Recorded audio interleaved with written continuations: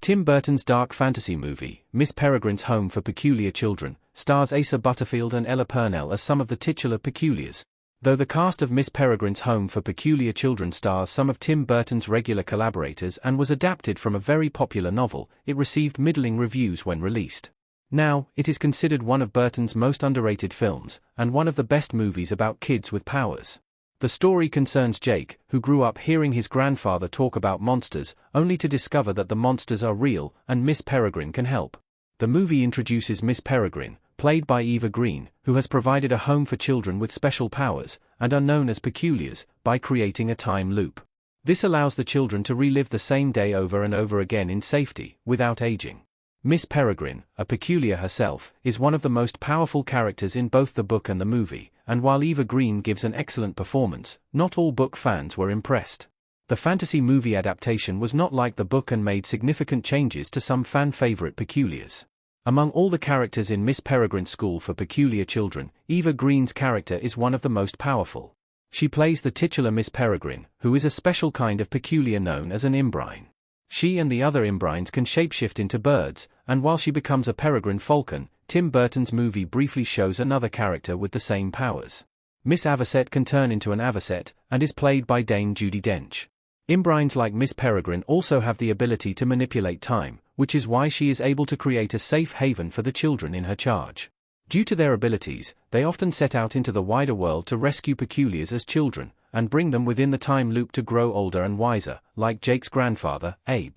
Miss Peregrine's time loop is September 3, 1943, just before the house is destroyed in World War II. Jake is the main character in Miss Peregrine's Home for Peculiar Children, and, unlike many other children who find themselves under Miss Peregrine's care, Jake's peculiarity is not immediately obvious.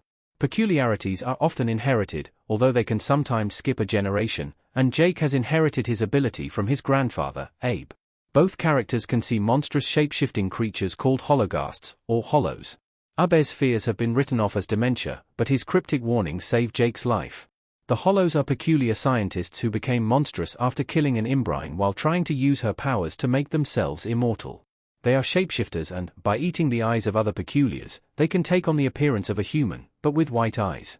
Jake has to deal with the death of Abe at the hands of a hollow, subsequent betrayal, and multiple time jumps, making this one of Asa Butterfield's best movie roles. Miss Peregrine's School for Peculiar Children is often considered to be one of Ella Purnell's best movies. She plays Emma, who has the power of aerokinesis, which means that she is lighter than air, and can float like a human helium balloon. She is also able to manipulate air in unexpected ways, including breathing underwater. This was a very creative approach compared to most depictions of characters with the ability to control air, and Emma's appearance was one of the most memorable in the movie due to her powers. Emma would naturally float away if not tied down, so she wore enormous lead boots throughout most of the movie to keep her on the ground. While this was an interesting, and easy to cosplay, look, Emma was not a popular character among fans of the original book, as she was drastically changed from her book counterpart, with the movie swapping her abilities with those of another character. 9. Olive. Fire manipulation. In the original book, it is Olive who can float, and Emma who can manipulate fire. Tim Burton's movie not only swapped the character's powers, but made Olive into a teenager, while she is physically one of the youngest children in the book.